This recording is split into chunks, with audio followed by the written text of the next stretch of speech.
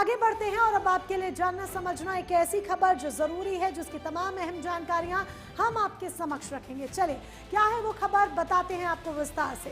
देश की सबसे बड़ी अदालत यानी कि सुप्रीम कोर्ट को 5 नए न्यायाधीश मिल गए हैं। राष्ट्रपति द्रौपदी मुर्मू ने सुप्रीम कोर्ट कॉलेजियम की सिफारिशों को मंजूरी देते हुए 5 नामों पर मोहर लगा दी है। इसी के साथ सुप्रीम कोर्ट में जजों की संख्या बढ़कर अब 37 हो गई है। इसकी जानकारी केंद्रीय कानून मंत्री अर्जुन राम मेघवाल ने सोशल मीडिया प्लेटफॉर्म एक्स के जरिए दी। इनमें देश के 4 अलग अलग हाईकोर्ट के मुख्य न्यायाधीश और एक वरिष्ठ अधिवक्ता शामिल है। इन नियुक्तियों को सर्वोच्च न्यायालय की कार्यक्षमता बढ़ाने और लंबित मामलों के निस्तारण को गति देने की दिशा में एक बहुत बड़ा और अहम कदम माना जा रहा है। आखिर सुप्रीम कोर्ट में किन 5 नामों को जगह मिली, आइए विस्तार से आपको बताते हैं और सारी जानकारी आपके समक्ष रखते हैं। तो एक एक कर वो जानकारी भी हम आपके समक्ष रख रहे हैं। आइए सारी डिटेल्स बिग वॉल पर आपके सामने हम रखेंगे कि सुप्रीम कोर्ट को 5 नए जज मिले हैं। न्यायमूर्ति चंद्रशेखर बॉम्बे हाईकोर्ट के न्यायाधीश रह चुके हैं। न्यायमूर्ति शील नागू, इसके बाद जो चेहरा है वो है न्यायमूर्ति संजीव सचदेवा। इसके बाद जो चेहरा है वो है न्यायमूर्ति अरुण पल्ली।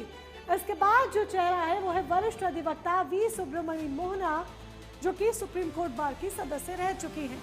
तो सुप्रीम कोर्ट कॉलेजियम ने हाल ही में नामों की सिफारिश केंद्र सरकार को भेजी थी, जिसे राष्ट्रपति ने मंजूर कर लिया है।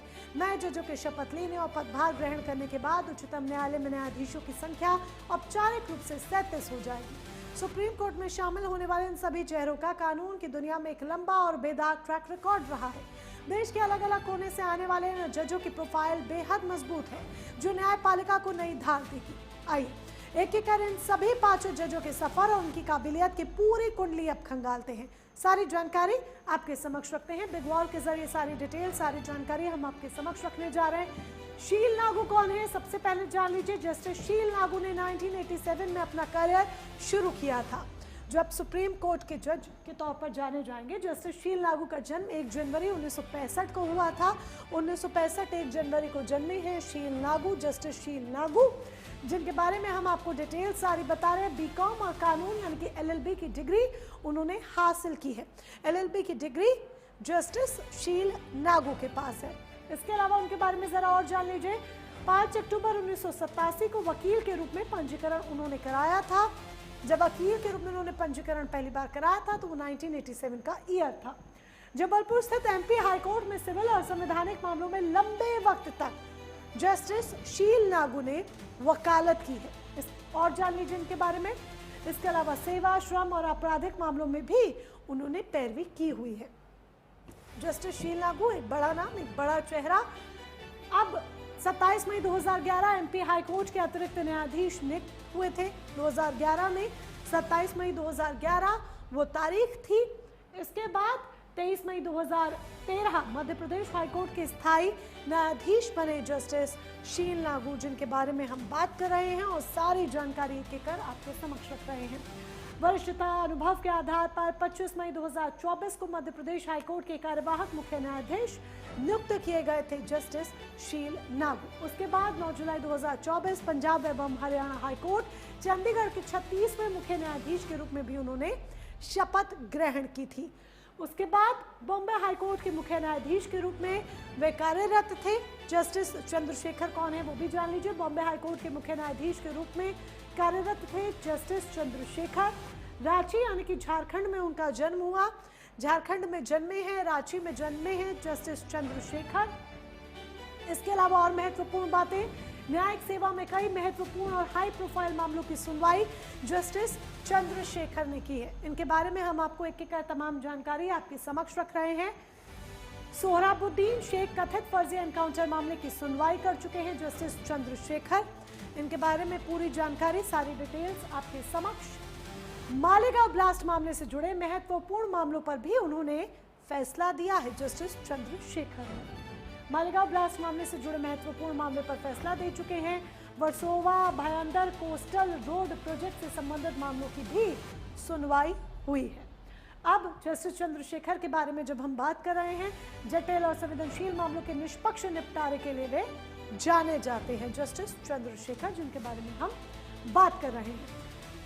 अब आगे जान लीजिए उनकी नियुक्ति इसलिए भी महत्वपूर्ण मानी जा रही है क्योंकि वर्तमान में सुप्रीम कोर्ट में झारखंड का कोई प्रतिनिधित्व नहीं था, इसीलिए उनकी नियुक्ति को और भी महत्वपूर्ण माना जा रहा है।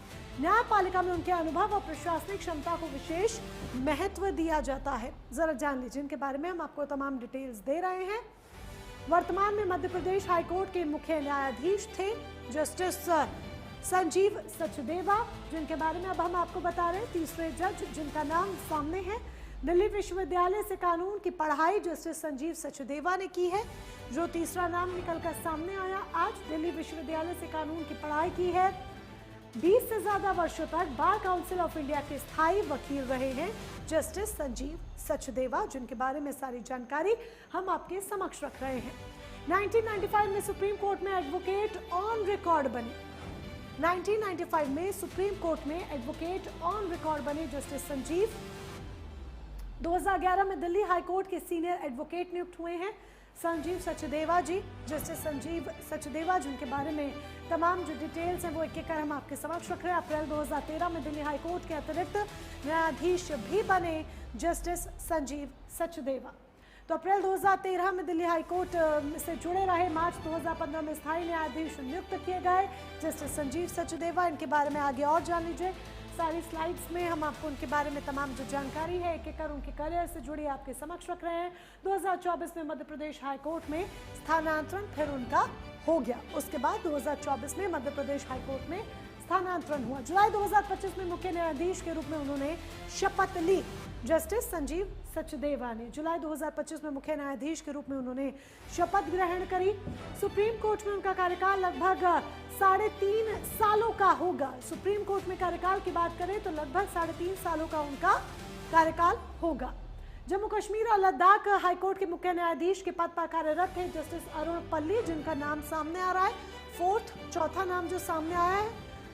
इसके अलावा पंजाब के एडिशनल एडवोकेट जनरल रह चुके हैं जस्टिस अरुण पल्ली, जिनका नाम सामने आया है, जो चौथे मेंबर होंगे, चौथे जज होंगे। आगे और जान लीजिए। दिसंबर 2013 में पंजाब और हरियाणा हाईकोर्ट के न्यायाधीश नियुक्त हुए हैं जस्टिस अरुण पल्ली, दिसंबर 2013 में नियुक्त हुए।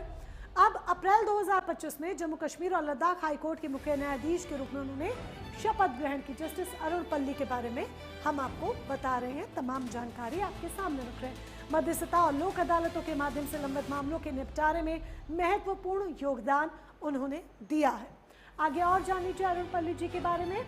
वर्षों से लंबित मामलों को तेजी से सुलझाने की दिशा में उल्लेखनीय कार्य जस्टिस अरुण पल्ली ने किया है। अब आगे और बता दें हम आपको, न्यायिक दक्षता और वैकल्पिक विवाद निपटारण प्रणाली को बढ़ावा देने के लिए वे जाने जाते हैं। तो जस्टिस अरुण पल्ली के बारे में हम आपको जानकारी दे रहे थे। सुप्रीम कोर्ट के इस बड़े विस्तार का मुख्य उद्देश्य सर्वोच्च न्यायालय में लंबित मामलों की लगातार बढ़ती संख्या को कम करना है। इसके साथ ही अब जजों की संख्या बढ़ने से महत्वपूर्ण संवैधानिक मुद्दों पर अधिक नियमित संविधान पीठों यानी कि कॉन्स्टिट्यूशन बेंचेस का गठन आसानी से हो सकेगा। उम्मीद जताई जा रही है कि नई नियुक्तियां न्यायालय की कार्यक्षमता को तो मजबूत करेंगी ही, साथ ही भारतीय न्यायिक व्यवस्था में वरिष्ठता, योग्यता, क्षेत्रीय प्रतिनिधित्व और लैंगिक विविधता के तालमेल को भी एक नई दशा देंगी। तो सुप्रीम कोर्ट को 5 नए जज मिल गए हैं, जिनकी नियुक्ति पर राष्ट्रपति ने खुद मोहर लगा दी है। यानी कि जल्द ही ये 5 जज अब आपको कुर्सी पर विराजमान नजर आएंगे, जो देश के लिए अहम फैसले लेंगे, न्याय व्यवस्था को और मजबूत करने का काम करेंगे, अपनी भूमिका इसमें निभाएंगे। सुप्रीम कोर्ट में जजों की संख्या बढ़कर अब 37 कॉलेजियम की सिफारिशों को भी मंजूरी मिल गई है। 37 हो गई है। उधर कॉलेजियम की सिफारिशों को मंजूरी मिल गई है। ये भी आपको बता दें। 4 मुख्य न्यायाधीश, एक वरिष्ठ वकील इसमें शामिल है। लंबित मामलों के जो तमाम सामने आते थे एक कर ऐसे मामले जो लंबे लंबे वक्त से पड़े रहते थे, सालों साल, जिनके बारे में कोई निपटारा नहीं हो रहा था, अब डेफिनेटली उसको एक जो स्पीड है, एक रफ्तार है, वो मिलने वाली है। संविधान पीठों के गठन में आसानी से अब न्यायपालिका की क्षमता बढ़ाने की एक बड़ी पहल की जा सकेगी। तो ये अच्छा फैसला, अच्छा कदम जो देश के हित में लिया गया है। चलिए इसी के साथ बियॉन्ड हेडलाइंस में आज के लिए बस इतना ही। नमस्कार।